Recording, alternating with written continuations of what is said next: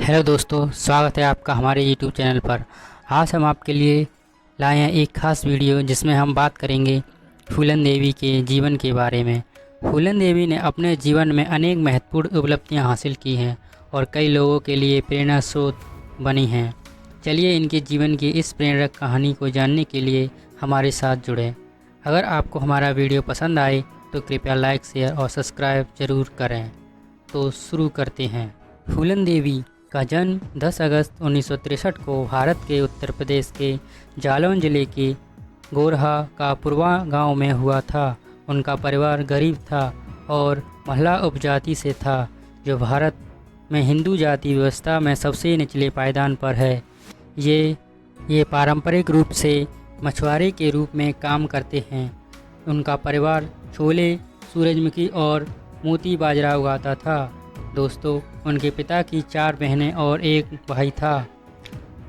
देवदीन यानी पिता का एक भाई बिहारी लाल था, जिसका एक बेटा मैयादीन था। बताया जाता है कि बिहारी लाल और मैयादीन ने ज़मीन के रिकॉर्ड बदलवाने के लिए गांव के नेता को रिश्वत देकर फूलन देवी के पिता से ज़मीन चुरा ली।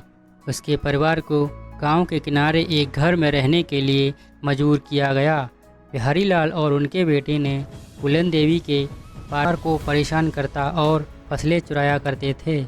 10 वर्ष की आयु में फूलन देवी ने अन्याय के खिलाफ विरोध करना शुरू किया और वह अपनी बहन रुक्मणी के साथ विवादित ज़मीन पर बैठ गईं। मैयादीन ने उन्हें वहां से चले जाने के लिए कहा, लेकिन वह नहीं गई। तो 2018 में फूलन देवी की मां ने एशियन एज को बताया वह अभी भी उस ज़मीन को वापस पाने के लिए लड़ रही हैं, जिसे मैयादीन ने परिवार से चुराया था।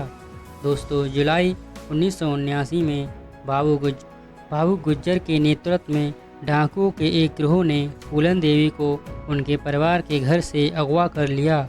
इसके कारण उन्होंने कई तरीक़ों से बताया। गुज्जर ने अपनी संपत्ति के रूप में लिया और उसके साथ बार बार बलात्कार किया। दूसरे नंबर का कमांडर विक्रम मल्ला फूलन देवी का शौकीन हो गया। उसके साथ हो रहे दुर्व्यवहार का विरोध किया, इसलिए उसने गुज्जर को मार डाला और गिरोह का नेता बन गया। उसने फूलन देवी को राइफल चलाना सिखाया और दोनों में प्यार हो गया। वह अमीरों को लूटकर गरीबों को देती थी, जिससे वह त्रिशूल सुंदरी कहा गया। उन्हें हिंदू देवी दुर्गा के अवतार के रूप में देखा गया। गिरोह के पूर्व नेता श्री राम सिंह को 1980 में अपने भाई लल्ला राम सिंह के साथ जेल से रिहा कर दिया गया था।